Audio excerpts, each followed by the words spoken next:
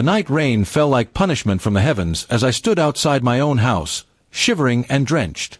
My wife had just thrown me out, her words still echoing in my ears. "Maybe now you'll understand what it feels like to be unwanted." She had cheated on me, humiliated me, and left me to rot in the storm. I pounded on the door once, not because I wanted back in, but because I couldn't believe the woman I married had become so cruel. She knew I had discovered her affair. She didn't even bother denying it. She admitted it proudly, smirking as though betraying me was some kind of victory. I thought about all the sacrifices I had made for her, the house, the comfort, the trips, the way I had bent over backwards to make her happy. But to her, I was boring and predictable. She wanted excitement, she said. So she found it in another man, a lowlife who could never give her the life I did. But as the rain poured, I made myself a promise. If she wanted a lesson, then I would teach her one she would never forget. And I wasn't going to do it alone. A familiar black SUV pulled up in front of the house.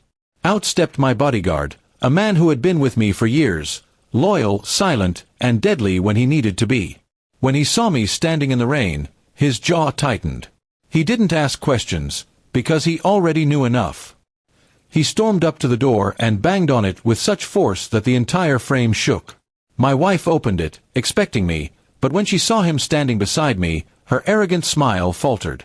For the first time, she looked afraid. "You don't throw a man like him out in the rain," my bodyguard growled.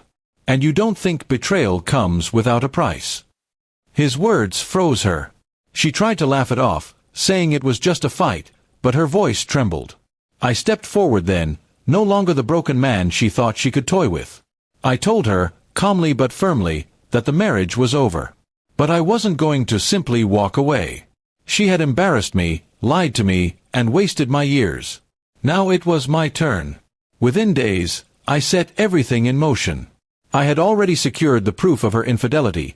Messages, photos, hotel receipts. My bodyguard, who knew people in the right places, made sure the evidence landed in the hands of her family, friends, and even her workplace. Her carefully built image of being a perfect wife shattered overnight. The man she cheated with abandoned her the moment things got messy. He didn't want to be caught in the storm. So she stood alone, surrounded by whispers, her reputation in ruins. The woman who once laughed in my face now couldn't even leave the house without people looking at her with disgust. Meanwhile, I filed for divorce. The lawyers, armed with undeniable proof of her betrayal, tore her apart in court. She left with nothing. No house, no money, not even the car she loved showing off in front of her friends. Everything she had once used to flaunt her lifestyle was stripped away.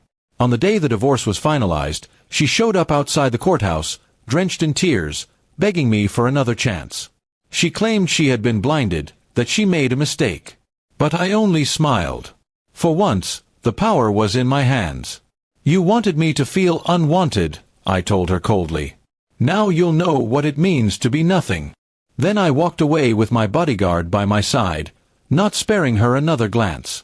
The rain that once fell on me like misery had now turned into a cleansing storm. She was left with her shame, while I walked forward free, stronger than before. And that was the sweetest revenge, watching her drown in the very lesson she thought she was teaching me.